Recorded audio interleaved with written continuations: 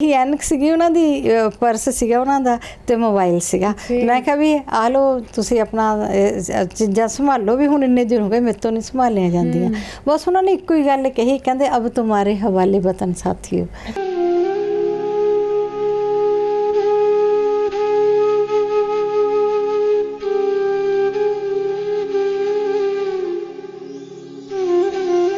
पर जी फौजन की अखा दियां रुत्त हैगी है ना बरसात की, वो कभी भी नहीं सुकती। ਜਿਹੜੇ फौजन के नैन ना वो हमेशा ही ना मतलब पहाड़ी बरसात वांग पता नहीं कद आ जान वहंदे ही रहंदे हैं।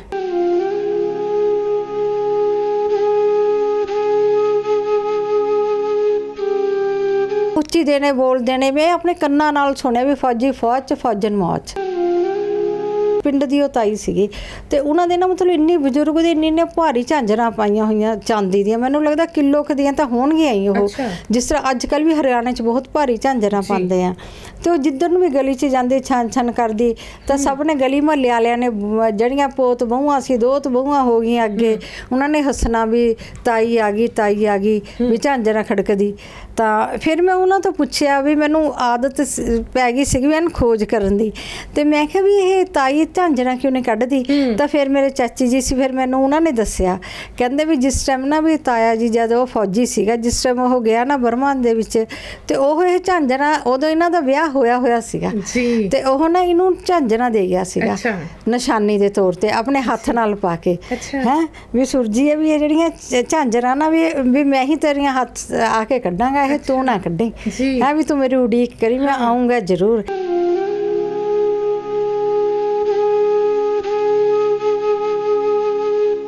ਦੇਖ ਫੌਜੀਆ, ਤੂੰ ਤਾਂ ਸਰਹੱਦ ਤੇ ਸਿਰਫ ਦੇਸ਼ ਦੇ ਦੁਸ਼ਮਣਾਂ ਦੇ ਨਾਲ ਲੜਦਾ ਏਂ, ਪਰ ਤੇਰੀ ਫੌਜਨ ਆਪਣਿਆਂ ਦੇ ਭੇਸ ਵਿੱਚ ਫਿਰਦੇ ਅਨੇਕਾਂ ਦੁਸ਼ਮਣਾਂ ਦੇ ਨਾਲ ਨਿਤ ਨਵੀਆਂ ਲੜਾਈਆਂ ਲੜਦੀ ਹੈ, ਉਹ ਵੀ ਬਗੈਰ ਹਥਿਆਰਾਂ ਤੋਂ।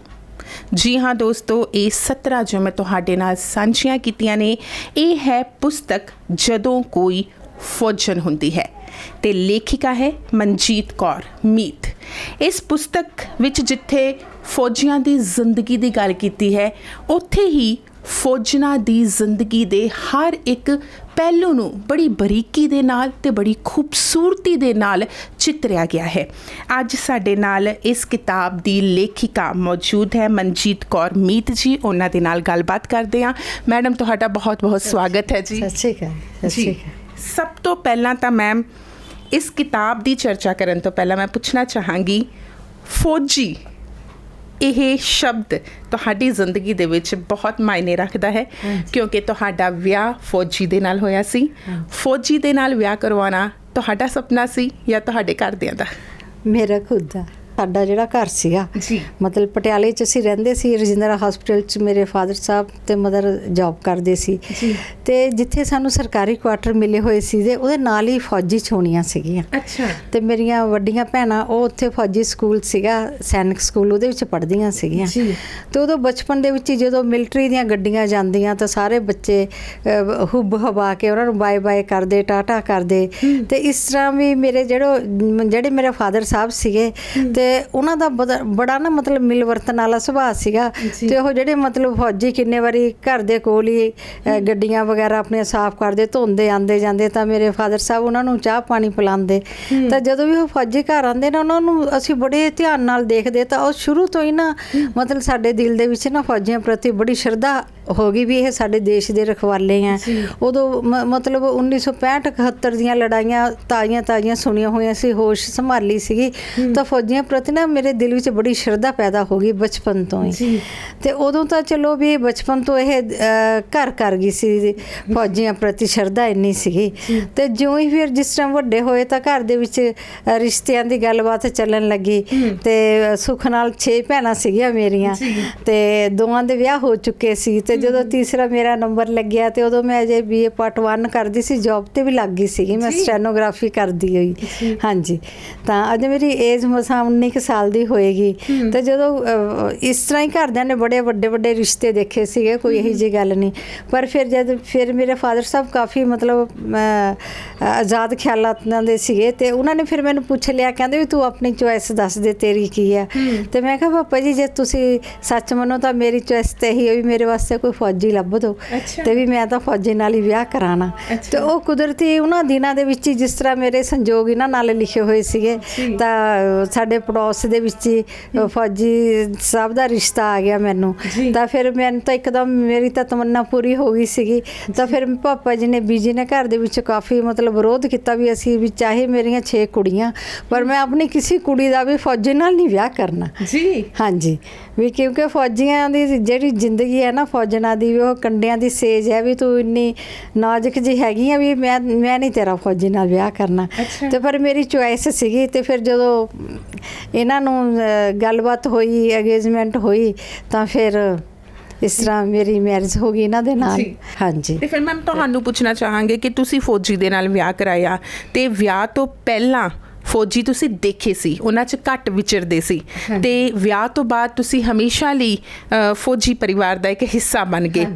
ਕੋਈ ਤੁਹਾਨੂੰ ਫ਼ਰਕ ਮਹਿਸੂਸ ਹੋਇਆ ਕਿ ਕਿਸ ਤਰ੍ਹਾਂ ਦੀ ਜ਼ਿੰਦਗੀ ਹੈ, ਮੇਰਾ ਇਹ ਸਹੀ ਡਿਸੀਜ਼ਨ ਸੀ ਜਾਂ ਨਹੀਂ ਸੀ, ਕਿਵੇਂ ਦਾ ਸੀ ਬਾਅਦ ਵਿੱਚ? ਮੈਂ ਤਾਂ ਜੀ ਦੇਖੋ, ਮੈਂ ਤਾਂ ਬਹੁਤ ਕਿਸਮਤ ਵਾਲੀ ਸੀ। ਮੈਂ ਤਾਂ ਸੋਚਦੀ ਹਾਂ ਵੀ ਜੇਕਰ ਨਾ ਮੈਂ ਹਰ ਜਨਮ 'ਚ ਮੈਂ ਫੌਜੀ ਦੀ ਪਤਨੀ ਬਣਾ, ਪਰ ਆਪਣੇ ਗੁਰਦੇਵ ਰੋਮੀਓ ਦੀ ਜੂਲੀਅਟ ਬਣਾ। ਜਿਹੜੇ ਮੇਰੇ ਪਤੀ ਸੀਗੇ ਨਾ, ਇਹ ਬੜੀ ਪਰਸਨੈਲਿਟੀ ਵਾਲੇ ਔਰ ਬਹੁਤ ਸਮਾਰਟ ਸੀਗੇ। ਤੇ ਜਦੋਂ ਜਿਸ ਟਾਈਮ ਮੇਰੀ ਮੈਰਿਜ ਹੋਈ, ਉਦੋਂ ਤੀਜੇ ਚੌਥੇ ਦਿਨ ਹੀ ਅਸੀਂ ਪਟਿਆਲੇ 'ਚ ਹੀ, ਇਹਨਾਂ ਦੀ ਪੋਸਟਿੰਗ ਸੀਗੀ, ਪਟਿਆਲੇ ਸਾਡਾ ਆਪਣਾ ਘਰ ਸੀਗਾ।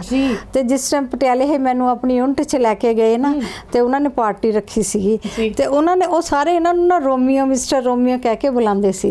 ਤਾਂ ਫਿਰ ਇਹਨਾਂ ਨੇ ਮੈਨੂੰ ਦੱਸਿਆ ਵੀ ਮੇਰਾ ਤਖੱਲਸ ਰੋਮੀਓ ਆ। ਫਿਰ ਉਹਨਾਂ ਨੇ ਵੀ ਮੈਨੂੰ ਦੱਸਿਆ ਵੀ ਵਾਕਈ ਰੋਮੀਓ ਮੈਡਮ ਤੁਸੀਂ ਜੂਲੀਅਟ ਹੈ। ਹਾਂਜੀ, ਤੇ ਇਹਨਾਂ ਨੇ ਨਾ ਮੈਨੂੰ ਸਾਰੀ ਜ਼ਿੰਦਗੀ ਭਰ ਜੂਲੀਅਟ ਬਣਾ ਕੇ ਰੱਖਿਆ। ਵੀ ਸਾਡੇ 'ਚ ਕੋਈ ਇੱਦਾਂ ਦੀ ਉਹ ਨਹੀਂ ਸੀ। ਕਿ ਤੁਸੀਂ ਦੇਖੋ, ਜਿਸ ਟਾਈਮ ਮੇਰੀ ਮੈਰਿਜ ਹੋਈ ਤਾਂ ਮੈਂ ਸਿਰਫ ਪਾਰਟ 1 ਕਰ ਰਹੀ ਸੀਗੀ, BA ਪਾਰਟ 1, ਤੇ ਮੇਰੇ ਹਸਬੈਂਡ ਸਿਰਫ ਮੈਟ੍ਰਿਕੂਲੇਟ ਸੀਗੇ। ਤੇ ਉਸ ਤੋਂ ਬਾਅਦ ਮਤਲਬ ਇਹਨਾਂ ਨੇ ਮੈਨੂੰ ਇੰਨਾ ਸਹਿਯੋਗ ਦਿੱਤਾ। ਮੈਨੂੰ ਸੀਗਾ ਵੀ ਮੇਰੇ ਹਸਬੈਂਡ ਵੀ ਮੇਰੇ ਜਿੰਨੇ ਕੁਆਲੀਫਾਈਡ ਹੋਣ ਜਿੱਦਾਂ ਮੈਂ ਆ। ਤੇ ਫਿਰ ਦੇਖੋ, ਜਿਸ ਤਰ੍ਹਾਂ ਇਹਨਾਂ ਨੇ ਗਿਆਨੀ ਕੀਤੀ ਪਟਿਆਲੇ ਰਹਿ ਕੇ। ਹਾਂਜੀ, ਅਸੀਂ ਬੱਚੇ ਵੀ ਸੰਭਾਲੇ। ਇਹਨਾਂ ਦੀ ਬੜੀ ਟਫ ਡਿਊਟੀ ਸੀ। ਡਿਊਟੀਆਂ ਵੀ ਇਹਨਾਂ ਨੇ ਫੌਜੀਆਂ ਦੇ, ਤੁਹਾਨੂੰ ਪਤਾ ਹੀ ਹੈ, 5 ਵਜੇ ਤੋਂ PT ਪਰੇਡ ਸ਼ੁਰੂ ਹੋ ਕੇ ਰਾਤ ਦੇ 10 ਵੱਜ ਜਾਂਦੇ ਸੀਗੇ। ਸਾਰਾ ਦਿਨ ਥੋੜੀ ਜਿਹੀ ਬ੍ਰੇਕ ਮਿਲਦੀ ਸੀ ਇਹਨਾਂ ਨੂੰ, ਲੰਚ ਟਾਈਮ।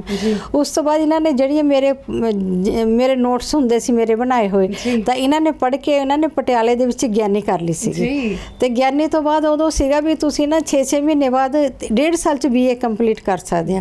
ਉਦੋਂ ਤੱਕ ਹਸਬੈਂਡ ਦੀ ਪੋਸਟਿੰਗ ਗਵਾਲੀਅਰ ਦੀ ਹੋ ਗਈ ਸੀਗੀ। ਤੇ ਇਹਨਾਂ ਤੋਂ ਬਾਅਦ ਫਿਰ ਮੇਰੀ BA ਕੰਪਲੀਟ ਹੋ ਗਈ, ਤਾਂ ਇਹਨਾਂ ਨੇ BA ਕਰਨੀ ਸ਼ੁਰੂ ਕਰਤੀ। 1.5 ਸਾਲ 'ਚ ਇਹਨਾਂ ਨੇ BA ਕੰਪਲੀਟ ਕਰ ਲਈ। ਹਾਂਜੀ, ਤੇ ਫਿਰ ਮੈਂ ਭਾਸ਼ਾ ਵਿਭਾਗ ਦੇ ਵਿੱਚ ਪੰਜਾਬੀ ਦੀ MA ਕਰਨੀ ਜ਼ਰੂਰੀ ਸੀਗੀ। ਤਾਂ ਫਿਰ ਮੈਂ 2 ਸਾਲ 'ਚ ਪੰਜਾਬੀ ਦੀ MA ਕੀਤੀ। ਇਹਨਾਂ ਦੀ BA ਕੰਪਲੀਟ ਹੋ ਗਈ। ਇਹਨਾਂ ਦੀਆਂ ਪੋਸਟਿੰਗਾਂ ਇੱਧਰ ਉੱਧਰ ਹੁੰਦੀਆਂ ਰਹਿੰਦੀਆਂ ਸੀਗੀਆਂ। ਤੇ ਫਿਰ ਨਾਲ ਦੀ ਨਾਲ ਮੈਂ ਪੰਜਾਬੀ ਦੀ MA ਕਰ ਲਈ ਕੰਪਲੀਟ। ਤਾਂ ਇਹਨਾਂ ਨੇ ਮੇਰੇ ਨੋਟਸ ਲੈ ਕੇ ਪੰਜਾਬੀ ਦੀ MA ਕਰ ਲਈ। ਹਾਂਜੀ, ਤੇ ਉਸ ਤੋਂ ਬਾਅਦ ਫਿਰ ਜਦ ਮੇਰੀ ਚੰਡੀਗੜ੍ਹ ਪੋਸਟਿੰਗ ਹੋ ਗਈ, ਇੱਥੇ ਹਿੰਦੀ ਦੀ MA ਕਰਨੀ ਜ਼ਰੂਰੀ ਸੀ। ਤੇ ਇੱਥੇ ਫਿਰ ਮੈਂ ਹਿੰਦੀ ਦੀ MA ਕੀਤੀ, ਪ੍ਰਭਾਕਰ ਵੀ ਮੈਂ ਕੀਤੀ ਇੱਥੇ ਚੰਡੀਗੜ੍ਹ 'ਚ ਆ ਕੇ। ਤੇ ਉਸ ਤੋਂ ਬਾਅਦ ਫਿਰ ਮੇਰੇ ਹਸਬੈਂਡ ਨੇ ਲਾ ਕਰਨੀ ਸ਼ੁਰੂ ਕਰਤੀ। ਮੈਂ ਕਿਹਾ ਚਲੋ ਜਦੋਂ ਆਫਟਰ ਰਿਟਾਇਰਮੈਂਟ ਆਵਾਂਗੇ, ਤੇ ਮੈਂ ਕਿਹਾ ਉਦੋਂ ਤੱਕ ਮੈਂ ਵੀ ਆਫਿਸਰ ਰੈਂਕ 'ਚ ਚਲੀ ਜਾਊਂਗੀ, ਤੇ ਤੁਹਾਡਾ ਵੀ ਰੈਂਕ ਬਰਾਬਰ ਦਾ ਹੋਣਾ ਚਾਹੀਦਾ। ਤੇ ਫਿਰ ਮੈਂ ਕਿਹਾ ਤੁਸੀਂ ਐਡਵੋਕੇਟ ਬਣ ਜਾਣਾ। ਤੇ ਫਿਰ ਇਹਨਾਂ ਨੇ ਵਿਕਰਮ ਕਾਲਜ 'ਚ ਪਟਿਆਲੇ ਫਿਰ ਸਾਡੀ ਦੁਬਾਰਾ ਇੱਧਰ ਉੱਧਰ ਜਾ ਕੇ ਜਬਲਪੁਰ ਵਗੈਰਾ, ਗਵਾਲੀਅਰ ਤੋਂ ਫਿਰ ਪੋਸਟਿੰਗ ਸਾਡੀ ਪਟਿਆਲੇ ਦੀ ਹੋ ਗਈ ਸੀਗੀ। ਫਿਰ ਪਟਿਆਲੇ ਇਹਨਾਂ ਨੇ LLB ਕੀਤੀ ਵਿਕਰਮ ਕਾਲਜ 'ਚ।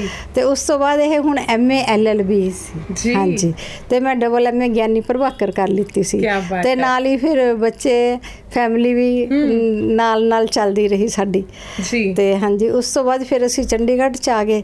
ਤੇ ਪਰ ਮਤਲਬ ਜੋ ਮੈਂ ਹੁਣ ਇੱਥੇ ਤੱਕ ਹੈਗੀ ਹਾਂ, ਇਸ ਤੋਂ ਬਾਅਦ ਮੈਂ ਫਿਰ ਕਿਤਾਬ ਲਿਖੀ। ਮੇਰੇ ਮਤਲਬ ਸਹਿਜ ਸੁਭਾਵਾਂ ਦੇ ਵਿੱਚ ਮੈਂ ਜਾਣਾ ਸ਼ੁਰੂ ਕਰ ਦਿੱਤਾ। ਸਾਡੇ ਮੇਰੇ ਆਫਿਸਰ ਸੀਗੇ, ਮੇਰੇ ਸੀਨੀਅਰ ਮਿਸਟਰ ਬਲਕਾਰ ਸਿੱਧੂ, ਤੇ ਉਹਨਾਂ ਨੇ ਜਦ ਮੇਰੀ ਦੇਖਿਆ ਨਾ ਵੀ ਮੇਰੀ ਚਿੰਨ੍ਹ ਹੈਗੀ ਲਿਖਣ ਦੀ, ਤੇ ਜੋ ਵੀ ਹੁੰਦਾ ਸੀ ਮੈਂ ਉਹਨਾਂ ਨੂੰ ਲਿਖ ਕੇ ਦਿਖਾ ਦੇਣਾ ਕਿ ਕਰਮਵੀਰ ਸੂਰੀ ਸੀ ਸਾਡੇ ਨਾਨਕ ਸਿੰਘ ਜੀ ਦੇ ਪੋਤੇ ਸੀਗੇ, ਸਰਦਾਰ ਨਾਨਕ ਸਿੰਘ ਦੇ ਪੋਤੇ। ਉਹਨਾਂ ਨੂੰ ਫਿਰ ਉਹਨਾਂ ਨੇ ਮੈਨੂੰ ਮਿੰਨੀ ਕਹਾਣੀਆਂ ਲਿਖਣ ਦਾ ਕਿਹਾ ਵੀ ਤੂੰ ਤਾਂ 1 ਮਿੰਟ 'ਚ ਲਿਖ ਸਕਦੀ ਹੈ ਮਿੰਨੀ ਕਹਾਣੀਆਂ। ਉਦੋਂ ਫਿਰ ਜਦ ਮੈਂ ਅਲੱਗ-ਅਲੱਗ ਥਾਵਾਂ 'ਤੇ ਮੈਂ ਗਈ, ਮੈਂ ਫੌਜਰਾਂ ਦੇ ਤਜਰਬੇ ਦੇਖੇ, ਮੈਂ ਪਿੰਡਾਂ 'ਚ ਵੀ ਜਾਂਦੀ ਸੀ ਕਿਉਂਕਿ ਮਲੋਆ ਸਾਡਾ ਪਿੰਡ ਆ ਮੇਰੇ ਦਾਦਕਿਆਂ ਦਾ, ਮੈਂ ਉੱਥੇ ਵੀ ਰਹੀ। ਉੱਥੇ ਰਹਿ ਕੇ ਮੈਨੂੰ ਪੇਂਡੂ ਸੱਭਿਅਤਾ ਬਾਰੇ ਪਤਾ ਲੱਗਿਆ, ਤੇ ਉੱਥੇ ਮਤਲਬ ਹਰੇਕ ਗਲੀ 'ਚ ਹਰੇਕ ਘਰ ਦੇ ਵਿੱਚ ਇੱਕ ਫੌਜੀ ਹੈ ਤੇ ਇੱਕ ਫੌਜਣ ਦੀ ਕਹਾਣੀ ਹੈ। ਇੱਥੋਂ ਤੱਕ ਕਿ ਜਿਹੜੇ ਫੌਜੀ ਬਰਮਾ 'ਚ ਚਲੇ ਗਏ ਸੀ, ਕਾਲੇ ਪਾਣੀ ਦੀ ਸਜ਼ਾ ਹੋ ਗਈ ਸੀ, ਉਹਨਾਂ ਦੀਆਂ ਫੌਜਣਾਂ ਦੀ ਵੀ ਕਹਾਣੀਆਂ ਮੈਨੂੰ ਉੱਥੋਂ ਮਿਲੀਆਂ। ਤੇ ਵੀ ਜਿਹੜੀਆਂ ਲੂ ਕੰਡੇ ਸਾਡੇ ਖੜੇ ਕਰਦੀਆਂ, ਜੇ ਮੈਂ ਤੁਹਾਨੂੰ ਸੁਣਾਵਾਂ ਵੀ ਤਾਂ। ਤੇ ਉਸ ਤੋਂ ਬਾਅਦ ਜੀ ਫਿਰ ਮੈਨੂੰ ਨਾ ਫਿਰ ਮੈਂ ਇਹ ਕਿਤਾਬ ਛਪਵਾਈ ਜਦੋਂ ਕੋਈ ਫੌਜਣ ਹੁੰਦੀ ਹੈ। ਤੇ ਉਸ ਤੋਂ ਬਾਅਦ ਫਿਰ ਇਹ ਮੈਂ ਸਾਰੀਆਂ ਫੌਜਣਾਂ ਦੀਆਂ ਕੁਝ ਕਹਾਣੀਆਂ ਲਿਖੀਆਂ, ਕੁਝ ਮੈਂ ਆਪਣੀ ਜ਼ਿੰਦਗੀ 'ਤੇ ਕਹਾਣੀਆਂ ਲਿਖੀਆਂ, ਕੁਝ ਮਤਲਬ ਕਿ ਜਿਸ ਤਰ੍ਹਾਂ ਕਹਿੰਦੇ ਹੁੰਦੇ ਆ ਵੀ ਹੱਡ ਬੀਤੀ ਤੇ ਜੱਗ ਬੀਤੀ, ਹਾਂਜੀ, ਇਸ ਤਰ੍ਹਾਂ ਦੀਆਂ ਕਹਾਣੀਆਂ ਲਿਖੀਆਂ। ਤੇ ਇਸ ਤਰ੍ਹਾਂ ਦੀ ਮੈਂ ਤੁਹਾਨੂੰ ਇੱਕ ਕਹਾਣੀ ਦੱਸਦੀ ਹਾਂ ਆਪਣੇ ਦਾਦਕਿਆਂ ਦੇ ਪਿੰਡ ਦੀ। ਮੈਂ ਜਦ ਉੱਥੇ ਗਈ ਤਾਂ ਉੱਥੇ ਨਾ ਇੱਕ ਮਤਲਬ ਕਾਫੀ ਬਜ਼ੁਰਗ ਲੇਡੀ ਸੀ, ਬਜ਼ੁਰਗ ਬੇਬੇ, ਮਤਲਬ ਸਾਡੇ ਰਿਸ਼ਤੇ 'ਚ ਤਾਈ ਜੀ ਲੱਗਦੀ ਸੀ, ਸਾਰੇ ਤਾਈ ਪਿੰਡ ਦੀ ਉਹ ਤਾਈ ਸੀਗੀ। ਤੇ ਉਹਨਾਂ ਦੇ ਨਾ ਮਤਲਬ ਇੰਨੀ ਬਜ਼ੁਰਗ ਦੀ ਇੰਨੀਆਂ ਭਾਰੀ ਝਾਂਜਰਾਂ ਪਾਈਆਂ ਹੋਈਆਂ ਚਾਂਦੀ ਦੀਆਂ, ਮੈਨੂੰ ਲੱਗਦਾ ਕਿਲੋ ਕੁ ਦੀਆਂ ਤਾਂ ਹੋਣਗੀਆਂ ਹੀ ਉਹ, ਜਿਸ ਤਰ੍ਹਾਂ ਅੱਜ ਕੱਲ੍ਹ ਵੀ ਹਰਿਆਣੇ 'ਚ ਬਹੁਤ ਭਾਰੀ ਝਾਂਜਰਾਂ ਪਾਉਂਦੇ ਆ। ਤੇ ਉਹ ਜਿੱਧਰ ਨੂੰ ਵੀ ਗਲੀ 'ਚ ਜਾਂਦੀ ਛਣ ਛਣ ਕਰਦੀ, ਤਾਂ ਸਭ ਨੇ ਗਲੀ ਮੁਹੱਲੇ ਵਾਲਿਆਂ ਨੇ ਜਿਹੜੀਆਂ ਪੋਤ ਬਹੂਆਂ ਸੀ, ਦੋਤ ਬਹੂਆਂ ਹੋ ਗਈਆਂ ਅੱਗੇ, ਉਹਨਾਂ ਨੇ ਹੱਸਣਾ ਵੀ ਤਾਈ ਆ ਗਈ, ਤਾਈ ਆ ਗਈ, ਵੀ ਝਾਂਜਰਾਂ ਖੜਕਦੀ। ਤਾਂ ਫਿਰ ਮੈਂ ਉਹਨਾਂ ਤੋਂ ਪੁੱਛਿਆ ਵੀ ਮੈਨੂੰ ਆਦਤ ਪੈ ਗਈ ਸੀਗੀ ਇਹਨੂੰ ਖੋਜ ਕਰਨ ਦੀ, ਤੇ ਮੈਂ ਕਿਹਾ ਵੀ ਇਹ ਤਾਈ ਝਾਂਜਰਾਂ ਕਿਉਂ ਨਹੀਂ ਕੱਢਦੀ? ਤਾਂ ਫਿਰ ਮੇਰੇ ਚਾਚੀ ਜੀ ਸੀ, ਫਿਰ ਮੈਨੂੰ ਉਹਨਾਂ ਨੇ ਦੱਸਿਆ, ਕਹਿੰਦੇ ਵੀ ਜਿਸ ਟਾਈਮ ਨਾ ਵੀ ਤਾਇਆ ਜੀ ਜਦੋਂ ਉਹ ਫੌਜੀ ਸੀਗਾ, ਜਿਸ ਟਾਈਮ ਉਹ ਗਿਆ ਨਾ ਬਰਮਾ ਦੇ ਵਿੱਚ, ਤੇ ਉਹ ਇਹ ਝਾਂਜਰਾਂ, ਉਦੋਂ ਇਹਨਾਂ ਦਾ ਵਿਆਹ ਹੋਇਆ ਸੀਗਾ, ਤੇ ਉਹ ਨਾ ਇਹਨੂੰ ਝਾਂਜਰਾਂ ਦੇ ਗਿਆ ਸੀਗਾ ਨਿਸ਼ਾਨੀ ਦੇ ਤੌਰ ਤੇ ਆਪਣੇ ਹੱਥ ਨਾਲ ਪਾ ਕੇ, ਹੈ ਵੀ ਸੁਰਜੀ ਹੈ ਵੀ ਇਹ ਜਿਹੜੀਆਂ ਝਾਂਜਰਾਂ ਨਾ ਵੀ ਮੈਂ ਹੀ ਤੇਰੀਆਂ ਹੱਥ ਆ ਕੇ ਕੱਢਾਂਗਾ, ਇਹ ਤੂੰ ਨਾ ਕੱਢੀ, ਹੈ ਵੀ ਤੂੰ ਮੇਰੀ ਉਡੀਕ ਕਰੀ, ਮੈਂ ਆਊਂਗਾ ਜ਼ਰੂਰ। ਤਾਂ ਉਸ ਪਿੰਡ 'ਚੋਂ ਕਈ ਬੰਦੇ ਇਸ ਤਰ੍ਹਾਂ ਗਏ ਸੀਗੇ ਉਹਨਾਂ ਦਿਨਾਂ ਦੇ ਵਿੱਚ। ਤੇ ਗੱਲ ਵੀ ਇਹ ਹੋ ਗਈ 60-65 ਸਾਲ ਪੁਰਾਣੀਆਂ ਗੱਲਾਂ ਹੋਣੀਆਂ, ਜ਼ਿਆਦਾ ਹੀ 70 ਸਾਲ ਪੁਰਾਣੀਆਂ। ਤੇ ਉਸ ਟਾਈਮ ਨਾ ਜਿਸ ਟਾਈਮ ਉਹਨੂੰ ਸਾਰੇ ਕਹਿੰਦੇ ਵੀ ਤਾਈ ਤੂੰ ਝਾਂਜਰਾਂ ਕੱਢ ਦੇ, ਉਹ ਕਹਿੰਦੀ ਨਾ ਥਾਰਾ ਤਾਇਆ ਹੀ ਆ ਕੇ ਕੱਢੇਗਾ। ਉਹ ਨਾ ਬਿਲਕੁਲ ਇਹ ਭਾਸ਼ਾ ਬੋਲਦੀ ਸੀ, ਪੁਆਧੀ ਭਾਸ਼ਾ ਹੈ। ਤੇ ਉਸ ਤੋਂ ਬਾਅਦ ਜੇ ਜਿਸ ਟਾਈਮ ਨਾ ਉਹ ਵਿਚਾਰੀ ਨਾ ਜਦ ਛਣ ਕਰਦੀ, ਮੈਂ ਦੇਖਿਆ ਇੱਕ ਦਿਨ ਮੇਰੇ ਚਾਚੀ ਦੇ ਘਰ ਆ ਗਈ, ਤੇ ਜਿਹੜੇ ਤੇ ਗਿੱਟੇ ਸੀ ਨਾ ਉਹ ਛਿੱਲੇ ਪਏ ਸੀਗੇ ਉਹਨਾਂ ਝਾਂਜਰਾਂ ਦੇ ਨਾਲ। ਤੇ ਉਹਦੇ ਵਿਚਾਰੀ ਦੇ ਨਾ ਲੱਤਾਂ ਸੀ ਜਿਹੜੀਆਂ ਉਹ ਬਿਲਕੁਲ ਇੰਨੀਆਂ ਕਾਨਿਆਂ ਵਰਗੀਆਂ ਲੱਤਾਂ ਹੋ ਗਈਆਂ, ਕਿੱਥੇ ਉਹ ਏਡੀ 6 ਫੁੱਟ ਦੀ ਜਵਾਨ ਸੀ ਹੋਏਗੀ ਜਿਸ ਟਾਈਮ ਉਹਦੇ ਝਾਂਜਰਾਂ ਪਾਈਆਂ ਹੋਣੀਆਂ, ਐਨ ਪੂਰੀ ਸਿਹਤਮੰਦ। ਤੇ ਉਸ ਟਾਈਮ ਵਿਚਾਰੀ ਨਾ ਉਹਦਾ ਕੁੱਬ ਵੀ ਨਿਕਲ ਗਿਆ, ਤੇ ਉਹਦੀਆਂ ਲੱਤਾਂ ਵੀ ਸੁੱਕ ਗਈਆਂ, ਤੇ ਉਹਦੇ ਜਿਹੜੇ ਗਿੱਟੇ ਸੀਗੇ ਨਾ ਉਹਨਾਂ ਦੇ ਵਿੱਚੋਂ ਝਾਂਜਰਾਂ ਨਿਕਲ ਜਾਇਆ ਕਰਨ ਉਸਦੀਆਂ। ਉਹਨੇ ਨਾ ਮਤਲਬ ਥਾਂ ਤੇ ਧਾਗੇ ਬੰਨ ਕੇ ਨਾ ਝਾਂਜਰਾਂ ਨੂੰ ਟਾਈਟ ਕਰ ਲੈਂਦੀ ਸੀਗੀ ਉਹ। ਤੇ ਪਰ ਉਹ ਕਹਿੰਦੀ ਸੀ ਵੀ ਜਦ ਵੀ ਥਾਰਾ ਤਾਇਆ ਆਏਗਾ ਨਾ, ਮੈਂ ਥਾਰੇ ਤਾਏ ਨੂੰ ਤਦ ਤੱਕ ਉਸकी ਉਡੀਕ ਕਰੂੰ ਜਦ ਤੱਕ ਉਹ ਆਉਂਦਾ ਨਹੀਂ, ਉਹੀ ਮੇਰੀਆਂ ਝਾਂਜਰਾਂ ਕੱਢੇਗਾ, ਹੋਰ ਨਹੀਂ ਕੋਈ ਮੇਰੀਆਂ ਝਾਂਜਰਾਂ ਨੂੰ ਹੱਥ ਲਾ ਸਕਦਾ। ਉਹ ਉਡੀਕਦੇ ਵਿਚਾਰੀ, ਉਹਦੀ ਸ਼ਕਲ ਮੈਨੂੰ ਅੱਖਾਂ ਅੱਗੇ ਯਾਦ ਆਉਂਦੀ ਆ, ਬੜੀ ਪਿਆਰੀ, ਬੜੀ ਸੋਹਣੀ, ਦੰਦ ਵਿੱਚ ਉਹਦੇ ਛੇਕ ਜਿਹਾ ਹੁੰਦਾ ਸੀਗਾ, ਤੇ ਉੱਦਾਂ ਦੀ ਸੀਗੀ ਉਸਦੀ ਹੱਸਣੀ। ਤੇ ਪਰ ਨਾ ਉਸਦੀ ਉਡੀਕ ਨਹੀਂ ਸੀ ਮੁੱਕੀ, ਉਹ ਆਪ ਮੁੱਕ ਗਈ। ਤੇ ਮਤਲਬ ਜਿਹੜੀਆਂ ਫੌਜਣਾਂ ਹੁੰਦੀਆਂ ਨਾ, ਉਹ ਫੌਜੀਆਂ ਪ੍ਰਤੀ ਇੰਨੀਆਂ ਉਹਨਾਂ ਦੀ ਮਤਲਬ ਮੁਹੱਬਤ ਦੇ ਵਿੱਚ ਭਿੱਜੀਆਂ ਹੁੰਦੀਆਂ ਨਾ, ਮਤਲਬ ਉਹ ਆਪਣੇ ਘਰਦਿਆਂ ਦੇ ਨਾਲ ਵੀ, ਆਪਣੇ ਜੇਠ ਦਿਓਰਾਂ ਸਰੀਕੇ ਵਾਲਿਆਂ ਨਾਲ ਵੀ ਉਹ ਲੜਾਈਆਂ ਕਰਦੀਆਂ। ਤੇ ਜੇ ਪੇਕਿਆਂ 'ਚ ਜਾਂਦੀਆਂ ਵਿਚਾਰੀਆਂ, ਨਾ ਤਾਂ ਉਹਨਾਂ ਦੀ ਪੇਕਿਆਂ ਦੇ ਵਿੱਚ ਜੇ ਤਾਂ ਭਰਜਾਈਆਂ ਚੰਗੀਆਂ ਹੋਣ ਤਾਂ ਫਿਰ ਉਹਨਾਂ ਦਾ ਵਿਚਾਰਿਆਂ ਦਾ ਸਹਾਰਾ ਥੋੜ੍ਹਾ ਬਹੁਤਾ ਪੇਕੇ ਹੋ ਜਾਂਦੇ ਆ, ਹੋ ਜਾਂਦਾ ਉਹਨਾਂ ਦਾ। ਤੇ ਜਦ ਮਾਂ-ਬਾਪ ਗੁਜ਼ਰ ਜਾਂਦੇ ਆ ਤਾਂ ਫਿਰ ਜੇਕਰ ਚੰਗੇ ਹੋਣਗੇ ਭਰਾ ਭਰਜਾਈ ਤਾਂ ਠੀਕ ਹੈ, ਨਹੀਂ ਤਾਂ ਫਿਰ ਵਿਚਾਰਿਆਂ ਨੂੰ ਉੱਥੇ ਵੀ ਧੱਕੇ, ਤੇ ਉੱਧਰੋਂ ਸਹੁਰਿਆਂ 'ਚ ਦਰਾਣੀਆਂ ਜਠਾਣੀਆਂ ਨਹੀਂ ਟਿਕਣ ਦਿੰਦੀਆਂ। ਤੇ ਫਿਰ ਉਦੋਂ ਹੀ ਉਹ ਸੁੱਖ ਦਾ ਸਾਹ ਲੈਂਦੀਆਂ, ਜੇ ਤਾਂ ਦਾ ਜਿਆਦਾ ਫੌਜੀ ਘਰ ਵਾਪਸ ਆ ਜਾਵੇ ਫਿਰ ਤਾਂ ਚਲੋ ਠੀਕ ਹੈ, ਤੇ ਜੇ ਸ਼ਹੀਦ ਹੋ ਕੇ ਆ ਜਾਵੇ ਤਾਂ ਫਿਰ ਤਾਂ ਜੋ ਉਹਨਾਂ ਦੀ ਹਾਲਤ ਹੁੰਦੀ ਆ ਉਹ ਤਾਂ ਪਰਮਾਤਮਾ ਹੀ ਜਾਣ ਸਕਦਾ। ਪਰ ਜਿਹੜੀ ਫੌਜਣ ਦੀ ਅੱਖਾਂ ਦੀਆਂ ਦੇ ਵਿੱਚ ਜਿਹੜੀਆਂ ਰੁੱਤਾਂ ਹੈਗੀਆਂ ਨਾ ਬਰਸਾਤ ਦੀ, ਉਹ ਕਦੀ ਵੀ ਨਹੀਂ ਸੁੱਕਦੀ। ਜਿਹੜੇ ਫੌਜਣ ਦੇ ਨੈਣ ਆ ਨਾ, ਉਹ ਹਮੇਸ਼ਾ ਹੀ ਨਾ ਮਤਲਬ ਪਹਾੜੀ ਬਰਸਾਤ ਵਾਂਗ ਪਤਾ ਨਹੀਂ ਕਦ ਆ ਜਾਣ, ਵਹਿੰਦੇ ਹੀ ਰਹਿੰਦੇ ਆ। ਹਾਂਜੀ, ਤੁਹਾਨੂੰ ਲੱਗਦਾ ਹੈ ਕਿ ਸਾਡਾ ਸਮਾਜ ਫੌਜਣ ਨੂੰ ਉਨਾ ਮਾਨ ਸਨਮਾਨ ਸਤਿਕਾਰ ਦਿੰਦਾ ਹੈ ਜਿੰਨਾ ਦੇਣਾ ਚਾਹੀਦਾ ਹੈ? ਇਹ ਨਾ ਸਿਰਫ ਕਾਗਜ਼ਾਂ ਦੇ ਵਿੱਚ ਹੀ ਹੈ। ਅੱਛਾ, ਜੇਕਰ ਤਾਂ ਤੁਸੀਂ ਦੇਖਿਆ ਜਾਏ ਤਾਂ ਨਾ ਵੀ ਚਲੋ ਮੈਂ ਤਾਂ ਚਲੋ ਮਤਲਬ ਸ਼ਹਿਰ ਵਿੱਚ ਰਹੀ ਹਾਂ ਤੇ ਮੈਂ ਇੰਨੀ ਉਹ ਸ਼ਹਿਰੀ ਜ਼ਿੰਦਗੀ ਦੇ ਵਿੱਚ ਇੰਨਾ ਨਹੀਂ ਫੌਜਣਾ ਪ੍ਰਤੀ ਲੋਕ ਥੋੜੀ ਉਹ ਸੋਚਦੇ, ਪਰ ਪਿੰਡਾਂ ਦੇ ਵਿੱਚ ਤਾਂ ਨਾ ਫੌਜਣਾ ਦੇ ਵਿੱਚ ਨਾ ਮੈਂ ਦੇਖਿਆ ਜਾਂ ਮੈਂ ਪਿੰਡ 'ਚ ਵੀ ਰਹਿ ਕੇ ਦੇਖਿਆ, ਮੈਂ 10 ਸਾਲ ਰਹੀ ਹਾਂ ਪਿੰਡ ਦੇ ਵਿੱਚ, ਹਸਬੈਂਡ ਦੀ ਪੋਸਟਿੰਗ ਉੱਥੇ ਸੀ, ਇੱਥੇ ਨਾਲ ਹੀ ਪਿੰਡ ਸੀਗਾ ਮੇਰਾ ਚੰਡੀਗੜ੍ਹ ਦੇ ਕੋਲ ਹੀ ਮੇਰੇ ਦਾਦਕਿਆਂ ਦਾ ਜਿੱਥੇ ਮੈਂ ਰਹਿੰਦੀ ਸੀਗੀ। ਤੇ ਮੈਂ ਕਹਿੰਦੀ ਨਾ ਸ਼ਾਮ ਨੂੰ ਸੱਥਾਂ ਦੇ ਵਿੱਚ ਨਾ ਬੈਠ ਜਾਂਦੇ ਸੀ, ਬਜ਼ੁਰਗ ਵੀ ਬੈਠ ਜਾਂਦੇ ਆ ਤੇ ਮੁੰਡੇ ਖੁੰਡੇ ਮੰਡੀਰ ਪੂਰੀ ਬੈਠ ਜਾਂਦੀ ਆ। ਜੇ ਕਿਸੇ ਦੀ ਧੀ ਭੈਣ ਜਾਂਦੀ ਹੋਵੇ ਤਾਂ ਉਹ ਦੇਖਦੇ ਆ ਵੀ ਜਦ ਕੋਈ ਨਾ ਚੁੱਪ ਕਰਕੇ ਬੈਠ ਜਾਂਦੇ, ਉਹ ਫਲਾਣੇ ਦੀ ਬਹੂ ਜਾ ਰਹੀ ਹੈ, ਉਹ ਫਲਾਣੇ ਦੀ ਕੁੜੀ ਜਾ ਰਹੀ। ਪਰ ਜਦੋਂ ਫੌਜਣ ਆਉਂਦੀ ਹੈ ਨਾ ਸਭ ਦੇ ਕੰਨ ਖੜੇ ਹੋ ਜਾਣਗੇ, ਓਏ ਉਹ ਕੱਲੇ ਫੌਜੀ ਦੀ ਬਹੂ ਜਾ ਰਹੀ ਆ, ਉਹ ਦੇਖ। ਉਹ ਫਿਰ ਇੱਕ ਜਣਾ ਨੇ ਕੋਲ ਦੀ ਲੰਘੇਗੀ ਨਾ, ਬਾਹਰ ਨੂੰ ਜਾਂਦੀਆਂ ਵਿਚਾਰੀਆਂ ਜੰਗਲ ਪਾਣੀ ਜਾਂਦੀਆਂ ਜਾਂ ਮਤਲਬ ਕੱਖ ਕੰਡੇ ਲੈਣ ਜਾਂਦੀਆਂ ਤੇ ਉੱਚੀ ਦੇਣੇ ਬੋਲਦੇ ਨੇ। ਮੈਂ ਆਪਣੇ ਕੰਨਾਂ ਨਾਲ ਸੁਣਿਆ ਵੀ ਫੌਜੀ ਫੌਜ 'ਚ ਫੌਜਣ ਮੌਜ। ਤੇ ਨਾ ਮੈਂ ਫਿਰ ਜਿਸ ਟਾਈਮ ਵਿਚਾਰੀ ਨਾ ਮੈਂ ਉਹ ਭਾਬੀ ਸੀ ਨਾਲ ਦੀ ਹੋਈ ਮੇਰੇ ਹੈ, ਤਾਂ ਫਿਰ ਮੈਂ ਕਿਹਾ ਭਾਬੀ ਜੀ ਤੁਸੀਂ ਇਹਨਾਂ ਨੂੰ ਕੁਛ ਕਹਿੰਦੇ ਕਿਉਂ ਨਹੀਂ ਵੀ ਇਹ ਇੱਦਾਂ ਬਕਵਾਸ ਕਰਦੇ? ਮੈਂ ਕਿਹਾ ਮੈਨੂੰ ਕਹਿ ਕੇ ਦੇਖਣ। ਕਹਿੰਦੀ ਭਾਈ ਤੂੰ ਤਾਂ ਇਸ ਪਿੰਡ ਦੀ ਕੁੜੀ ਆ, ਮੈਨੂੰ ਕੁਛ ਟਾਈਮ ਆਪਣੇ ਦਾਦਕਿਆਂ 'ਚ ਰਹਿਣਾ ਪਿਆ ਜਦ ਮੈਂ ਸੈਕਟਰੀਏਟ ਜੋਬ ਕਰਦੀ ਸੀਗੀ, ਤਾਂ ਕਹਿੰਦੀ ਵੀ ਤੈਨੂੰ ਤਾਂ ਨਹੀਂ ਕੋਈ ਕੁਛ ਕਹਿੰਦਾ, ਤੇ ਮੈਂ ਇਸ ਪਿੰਡ ਦੀ ਕਹਿੰਦੀ ਬਹੂ ਆ, ਕਹਿੰਦੀ ਇਹ ਮੱਛਰੇ ਹੋਏ ਹੈਗੇ ਆ, ਕਹਿੰਦੀ ਕੋਈ ਦਿਓਰ ਲੱਗਦਾ ਕੋਈ ਜੇਠ ਲੱਗਦਾ, ਕਹਿੰਦੀ ਇਹ ਬੁੜਿਆਂ ਨੂੰ ਨਹੀਂ ਸ਼ਰਮ ਆਉਂਦੀ ਹੈਗੀ। ਤੇ ਇਸ ਕਰਕੇ ਨਾ ਮਤਲਬ ਉਹਨਾਂ ਦਾ ਰਹਿਣਾ ਨਾ ਬੜਾ ਮੁਸ਼ਕਿਲ ਹੈ ਵੀ ਲੋਕ ਬੋਲੀਆਂ ਮਾਰਦੇ ਆ, ਕੋਈ ਕੁਛ ਕਹਿੰਦਾ ਕੋਈ ਕੁਛ ਕਹਿੰਦਾ। ਤੇ ਵੀ ਉਹ ਵਿਚਾਰੀਆਂ ਕਹਿੰਦੇ ਫੌਜਣਾ ਦੱਸੋ ਕਿਸ ਚੀਜ਼ ਦੀ ਮੌਜ ਹੈ, ਸਾਰੇ ਘਰ ਦੀ ਉਹਨਾਂ 'ਤੇ ਜ਼ਿੰਮੇਵਾਰੀ ਪਈ ਹੁੰਦੀ ਹੈ। ਕੁਛ ਉਹਨਾਂ ਦਾ ਨਾ ਜਿਸ ਤਰ੍ਹਾਂ ਹੁਣ ਇਹ ਕਾਰਗਿਲ ਦੇ ਵਿੱਚ ਫੌਜੀ ਸਰਹੱਦਾਂ 'ਤੇ ਲੜ ਰਹੇ ਹੁੰਦੇ ਆ, ਤੇ ਦੇਖੋ ਵੀ ਦੁਨੀਆ ਤਾਂ ਸੁੱਤੀ ਪਈ ਹੁੰਦੀ ਆ ਆਰਾਮ ਨਾਲ, ਤੇ ਇੱਕ ਫੌਜੀ ਦੀ ਮਾਂ, ਇੱਕ ਫੌਜੀ ਦੀ ਭੈਣ, ਇੱਕ ਫੌਜੀ ਦੀ ਪਤਨੀ, ਇਹਨਾਂ ਦੀ ਮੁੱਠੀ 'ਚ ਜਾਨ ਹੁੰਦੀ ਹੈ। ਜਿਹੜੀ ਭੈਣ ਹੋਏਗੀ ਉਹ ਕਹੇਗੀ, ਉਹ ਅਰਦਾਸਾਂ ਕਰਦੀ ਹੈ ਵੀ ਜਿਹੜਾ ਮੇਰਾ ਭਰਾ ਹੈਗਾ ਸੱਚਾ ਪਾਤਸ਼ਾਹ ਵੀ ਉਹਦੀ ਜ਼ਿੰਦਗੀ ਬਖਸ਼ੀ। ਤੇ ਜਿਹੜੀ ਮਾਂ ਆ ਉਹ ਹਰ ਟਾਈਮ ਉਹਨੇ ਪੁੱਤ ਦੀਆਂ ਸੁੱਖਾਂ ਸੁੱਖਦੀ ਹੈ। ਜਿਹੜੀ ਪਤਨੀ ਆ ਉਹਦੇ ਅੱਗੇ ਸਾਰੀ ਜ਼ਿੰਦਗੀ ਪਈ ਹੁੰਦੀ ਹੈ, ਸਾਰਾ ਪਰਿਵਾਰ ਹੁੰਦਾ ਉਹਦੇ ਅੱਗੇ, ਤੇ ਸਮਾਜ ਜਿਹੜਾ ਬਘਿਆੜ ਵਾਂਗੂ ਮੂੰਹ ਅੱਡੀ ਉਹਦੇ ਕੰਨੀ ਹਰ ਟਾਈਮ ਖੜਾ ਰਹਿੰਦਾ, ਉਹਦਾ ਡਰ ਹੁੰਦਾ ਉਸਨੂੰ।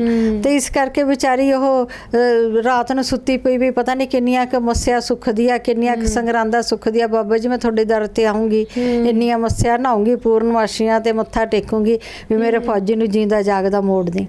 ਪਰ ਜਿਸ ਟਾਈਮ ਮੈਂ ਇਹ ਵੀ ਦੇਖਿਆ ਗਵਾਲੀਅਰ ਦੇ ਵਿੱਚ ਰਹਿ ਕੇ ਵੀ ਜਦ ਬੰਗਲਾਦੇਸ਼ ਦੀ ਲੜਾਈ ਸੀ ਤਾਂ ਕਿੱਦਾਂ ਡੈੱਡ ਬੋਡੀਜ਼ ਆਉਂਦੀਆਂ ਸੀਗੀਆਂ ਜੀ ਆਪਣੀਆਂ ਅੱਖਾਂ ਦੇ ਨਾਲ, ਕਿਉਂਕਿ ਮੈਂ ਤਾਂ ਜਿੱਥੇ ਜਿੱਥੇ ਵੀ ਰਹੀ ਹਾਂ ਮੈਂ ਤੇ ਮਤਲਬ ਫੌਜਣ ਦਾ ਦਰਦ ਮੈਂ ਇਹ ਨਹੀਂ ਕਹਿੰਦੀ ਵੀ ਇੱਕ ਸਾਡੇ ਵੀ ਮੇਰਾ ਹੀ ਦਰਦ ਹੈ ਫੌਜਣ ਦਾ, ਸਾਡੀਆਂ ਪੰਜਾਬਣਾਂ ਨੂੰ ਦਰਦ ਆ ਵੀ ਕਿਹੜੀ ਕਿਸੇ ਵੀ ਸਟੇਟ 'ਚ ਹੋਣ। ਜਦ ਅਸੀਂ ਫੌਜੀ ਇਕੱਠੇ ਰਹਿੰਦੇ, ਚਾਹੇ ਉਹ ਮਹਾਰਾਸ਼ਟਰ ਦੀਆਂ, ਚਾਹੇ ਕੈਲਕੱਟਾ ਦੀਆਂ, ਚਾਹੇ ਮਦਰਾਸ ਦੀਆਂ, ਉਹਨਾਂ ਦੀ ਤਾਂ ਸਾਡੀ ਬੋਲੀ ਦੀ ਕੋਈ ਸਾਂਝ ਨਹੀਂ ਹੁੰਦੀ, ਪਰ ਉਹਨਾਂ ਦੇ ਦਰਦ ਇੱਕੋ ਜਿਹੇ ਹੁੰਦੇ ਆ।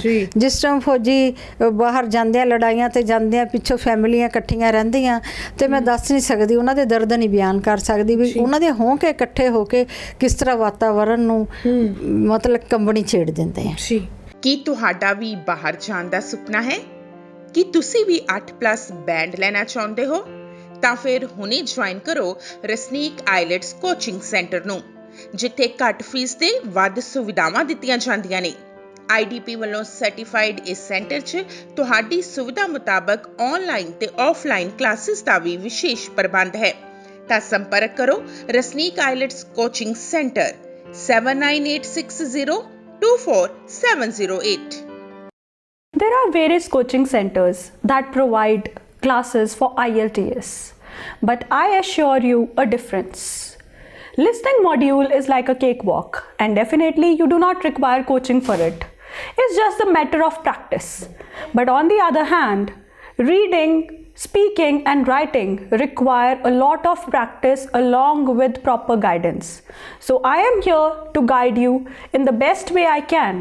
I am providing both online and offline lectures for writing part, proper formatting, reading tips and tricks, and speaking individual classes as well. ਤੁਹਾਡੇ ਨਾਲ ਅਸੀਂ ਗੱਲਬਾਤ ਦਾ ਸਿਲਸਿਲਾ ਜਾਰੀ ਰੱਖਾਂਗੇ, ਪਰ ਹੁਣ ਅਸੀਂ ਚਾਹਾਂਗੇ ਕਿ ਤੁਹਾਡੀ ਕੋਈ ਕਵਿਤਾ, ਤੁਹਾਡੀ ਕੋਈ ਰਚਨਾ ਅਸੀਂ ਦਰਸ਼ਕਾਂ ਦੇ ਰੂਬਰੂ ਕਰਵਾਈਏ। ਓਕੇ ਠੀਕ ਹੈ, ਸੁਣਾਉਂਦੇ। ਇਹ ਮੇਰੀ ਕਵਿਤਾ ਦਾ ਨਾਮ ਹੈ ਉਡੀਕ ਜੀ। ਜਦੋਂ ਤੂੰ ਜੰਗ ਤੇ ਗਿਆ ਸੀ, ਜਦੋਂ ਤੂੰ ਜੰਗ ਤੇ ਗਿਆ ਸੀ ਤਾਂ ਮੇਰੀਆਂ ਸੱਜਰੀਆਂ ਸੱਧਰਾਂ ਨੇ ਤੈਨੂੰ ਰੋ ਰੋ ਕੇ ਕਿਹਾ ਸੀ, ਸਿਆਲਾਂ ਦੀਆਂ ਲੰਬੀਆਂ ਰਾਤਾਂ ਵੇ ਮੈਂ ਕਿੱਦਾਂ ਗੁਜ਼ਾਰਾਂਗੀ। ਤਾਂ ਤੂੰ ਮੇਰੇ ਗਲ ਵਿੱਚ ਬਾਹਾਂ ਪਾਈਆਂ ਸਨ, ਮੇਰੀ छैल छबीलीए मैं जल्दी जंग जित के आवांगा, तेरियां सारियां सदरां नूं मैं मुड़ आण जगावांगा। मांग दा संधूर मैं अपने हत्थां नाल सजावांगा, बिंदी तेरे मत्थे दी मैं होटां नाल लगावांगा। मेरी तू उड़ीक करी, पर अज मेरी उड़ीक दा भयानक अंत आया है, जदों तेरी शहीदी दा फरमान मेरे कोल आया है। घुप हनेरा छाया है मेरियां अखां अगे, घुप हनेरा छाया है हत्थां दियां लकीरां वल मैं घूर घूर के तकदी हाँ, वाणी मेरी किस्मते तू केहा कहर कमाया है। पर मैं इस किस्मत नूं हार दिखावांगी, उम्र भर शहीद दी पत्नी कहावांगी। तेरियां अधूरियां सदरां नूं रब तो फिर जिंदा करावांगी। इसे तरह मेरे ढोल सिपाहिया तेरी याद च सारी उम्र जिंदगी बितावांगी। मर के दोबारा तेरे कोल ही आवांगी, हुण तू मेरी उड़ीक करी, ਹੁਣ ਤੂੰ ਮੇਰੀ ਉਡੀਕ ਕਰ। ਕੀ ਬਾਤ ਹੈ, ਬਹੁਤ ਖੂਬ। ਜਿਵੇਂ ਤੁਸੀਂ ਇਸ ਕਵਿਤਾ ਵਿੱਚ ਵੀ ਆਪਣੀ ਸਦਰਾਂ ਦੀ ਗੱਲ ਕੀਤੀ ਹੈ ਤੇ ਮੈਂ ਪੜ੍ਹਦੀ ਪਈ ਸੀ ਕਿ ਇਸ ਕਿਤਾਬ ਦੇ ਵਿੱਚ ਵੀ ਤੁਸੀਂ ਲਿਖਿਆ ਹੈ ਕਿ ਤੇਰੀ ਉਡੀਕ 'ਚ ਮੇਰੀ ਜਵਾਨੀ ਬੀਤ ਗਈ। ਹਾਂਜੀ। ਮੇਰਾ ਸਾਵਨ, ਤੀਆਂ, ਤ੍ਰਿੰਜਨ ਸਭ ਬੀਤ ਗਏ। ਮੇਰੇ ਚਾਅ, ਅਰਮਾਨ, ਖੁਸ਼ੀਆਂ, ਖੇੜੇ ਸਭ ਧਰੇ ਧਰਾਏ ਰਹਿ ਗਏ। ਦੱਸ ਮੇਰੀਆਂ ਸਦਰਾਂ ਦਾ ਮੁੱਲ ਕੌਣ ਮੋੜੇਗਾ। ਤੁਹਾਨੂੰ ਲੱਗਦਾ ਕਿ ਸੱਚੀ ਸਦਰਾਂ ਅਧੂਰੀਆਂ ਰਹਿ ਜਾਂਦੀਆਂ? ਬਿਲਕੁਲ। ਜਿਹੜੇ ਅੱਜ ਕੱਲ੍ਹ ਤੁਸੀਂ ਦੇਖਿਆ ਹੀ ਹੋਣਾ ਚਾਈਨਾ ਬਾਰਡਰ ਤੇ ਜ਼ਿਆਦਾ ਹੁਣ ਕਿੰਨੇ ਦੇਖੋ ਜਵਾਨ ਸ਼ਹੀਦ ਹੋਏ, ਉਹਨਾਂ 'ਚ ਕਿ 23 ਸਾਲ ਦਾ ਮੁੰਡਾ ਸੀ, ਕਈਆਂ ਦੇ ਸਾਲ 2-2 ਸਾਲ ਹੋਏ ਹੁੰਦੇ ਵਿਆਹ ਹੋਇਆਂ ਨੂੰ, ਹੈ ਨਾ। ਤੇ ਫਿਰ ਉਹ ਵਿਚਾਰੀਆਂ ਸਦਰਾਂ ਉਹਨਾਂ ਦੀਆਂ ਕੁਆਰੀਆਂ ਹੀ ਰਹਿ ਜਾਂਦੀਆਂ, ਮਤਲਬ ਕੁਆਰੀ ਵੀ ਅੱਧੀ ਮਤਲਬ ਮੁਰਝਾ ਜਾਂਦੀਆਂ, ਮੁਰਝਾਏ ਹੋਏ ਫੁੱਲ ਵਾਂਗੂ। ਫਿਰ ਚਾਹੇ ਹੁਣ ਦੇਖੋ ਜਿਹੜੀ ਜਵਾਨ ਲੜਕੀਆਂ ਹੁੰਦੀਆਂ, ਕਿਸੇ ਦੀ 25 ਸਾਲ ਦੀ ਉਮਰ, ਕਿਸੇ ਦੀ 26 ਦੀ, ਜਿਸ ਤਰ੍ਹਾਂ ਮਤਲਬ ਕਾਰਗਿਲ ਦੇ ਵਿੱਚ ਲੜਾਈ ਦੇ ਵਿੱਚ ਜਿੰਨੇ ਵੀ ਮਤਲਬ ਵਿਧਵਾਵਾਂ ਹੋਈਆਂ ਨਾ ਲੜਕੀਆਂ, ਤੇ ਦੇਖੋ ਵੀ ਉਹ ਅਸੀਂ ਮੈਂ ਅਲੱਗ-ਅਲੱਗ ਦਫ਼ਤਰ ਚੈੱਕ ਕਰਨ ਜਾਂਦੀ ਸੀ ਆਪਣੇ ਭਾਸ਼ਾ ਵਿਭਾਗ ਤੋਂ, ਅਲੱਗ-ਅਲੱਗ ਆਫਿਸਾਂ 'ਚ ਜਾਣਾ, ਤੇ ਉੱਥੇ ਜਦ ਮੈਂ ਦੇਖ ਰਹੇ ਨਾ ਉਹ ਕਾਰਗਿਲ ਮਤਲਬ ਦੀਆਂ ਪ੍ਰਭਾਵਿਤ ਕੁੜੀਆਂ ਬੈਠੀਆਂ ਹੋਣਾ, ਤੇ ਉਹ ਕਹਿੰਦੇ ਸੀ ਵੀ ਮੈਡਮ ਤੁਸੀਂ ਨਾ ਫੌਜੀਆਂ ਬਾਰੇ ਤਾਂ ਲਿਖਦੇ ਆ, ਸਾਡੀਆਂ ਕਾਰਗਿਲ ਦੀਆਂ ਜਿਹੜੀਆਂ ਕੁੜੀਆਂ ਵਿਧਵਾ ਹੋਈਆਂ ਉਹਨਾਂ ਬਾਰੇ ਵੀ ਲਿਖੋ। ਮੈਂ ਕਿਹਾ ਵੀ ਤੁਹਾਨੂੰ ਤਾਂ ਜੋਬ ਲੱਗ ਹੀ ਗਈ, ਤੇ ਕਹਿੰਦੀ ਜੋਬ ਲੱਗ ਗਈ, ਸਾਡਾ ਧੱਕੇ ਨਾਲ ਦਿਓਰਾਂ ਨਾਲ ਵਿਆਹ ਕਰਤੇ, ਸਾਡੀਆਂ ਰਜਿਸਟਰਮੈਂਟਾਂ ਕਰਤੀਆਂ, ਪਰ ਉਹ ਸਾਡੀਆਂ ਸੱਦਰਾਂ ਜਿਹੜੀਆਂ ਫੌਜੀ ਨੇ ਪੂਰੀਆਂ ਕਰਨੀਆਂ ਸੀ ਨਾ, ਉਹ ਤਾਂ ਅਧੂਰੀਆਂ ਰਹਿ ਗਈਆਂ ਨਾ।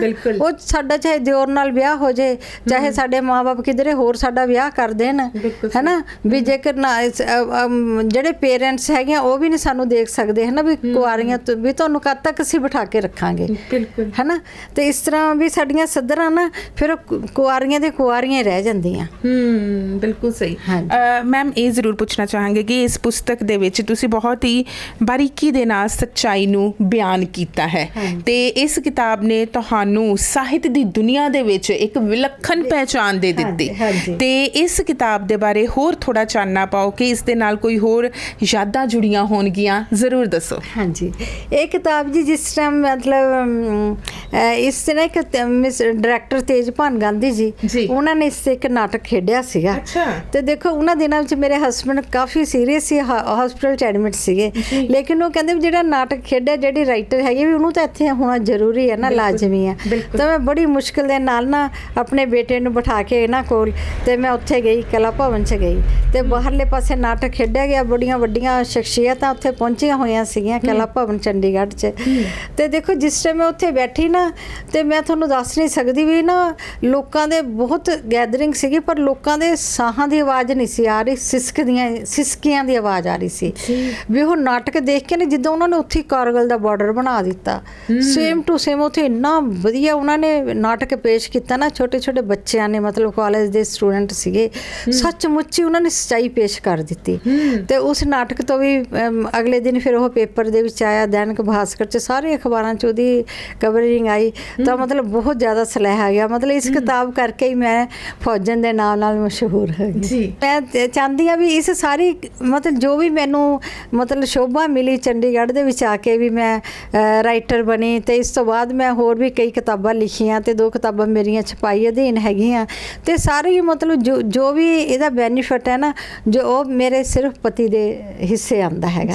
ਹਾਂਜੀ, ਤੇ ਮੇਰੇ ਹਸਬੈਂਡ ਮੈਨੂੰ ਉਹਨਾਂ ਨੇ ਕਦੀ ਵੀ, ਉਹ ਬਿਲਕੁਲ ਬਰੌਡ ਮਾਈਂਡਡ ਬੰਦੇ ਸੀ, ਉਹਨਾਂ ਨੇ ਕਦੀ ਵੀ ਨਹੀਂ ਸੀ ਮੈਨੂੰ ਕਿਸੇ ਗੱਲ ਪਿੱਛੇ ਰੋਕਿਆ। ਉਹ ਕਹਿੰਦੇ ਵੀ ਤੇਰੀ ਇਹ ਵੀ ਚਲੋ ਜਦੋਂ ਮੈਂ ਆਰਮੀ 'ਚ ਸੀਗਾ ਤੇਰੀ ਚੋਇਸ ਪੂਰੀ ਨਹੀਂ ਹੋ ਸਕੀ, ਕਿਉਂਕਿ ਮੈਨੂੰ ਨਾਟਕ ਖੇਡਣ ਦਾ ਵੀ ਸ਼ੌਂਕ ਸੀ। ਮੈਨੂੰ ਇਹ ਛੋਟੀਆਂ ਮੋਟੀਆਂ ਮੈਂ ਪਟਿਆਲੇ 'ਚ ਰਹਿ ਕੇ ਫਿਲਮਾਂ ਵੀ ਬਣਾਈਆਂ, ਹਾਂਜੀ, ਤੇ ਨਾਟਕ ਵੀ ਮੈਂ ਖੇਡਦੀ ਰਹੀ। ਗਿਆਨ ਗੱਖੜ ਜੀ ਡਾਇਰੈਕਟਰ ਸੀ, ਉਹਨਾਂ ਦੇ ਨਾਟਕ ਖੇਡੇ ਆ ਮੈਂ।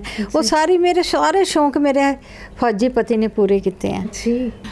ਮੈਮ ਇਹ ਜ਼ਰੂਰ ਪੁੱਛਣਾ ਚਾਹਾਂਗੀ ਕਿ ਤੁਹਾਡੇ ਹਮਸਫਰ ਨੇ ਤੁਹਾਡਾ ਬਹੁਤ ਸਾਥ ਦਿੱਤਾ ਤੇ ਤੁਸੀਂ ਉਹਨਾਂ ਦਾ ਦਿੱਤਾ, ਕਿਉਂਕਿ ਤੁਸੀਂ ਦੋਵੇਂ ਇੱਕ ਦੂਜੇ ਦੇ ਥੰਮ ਸੀ।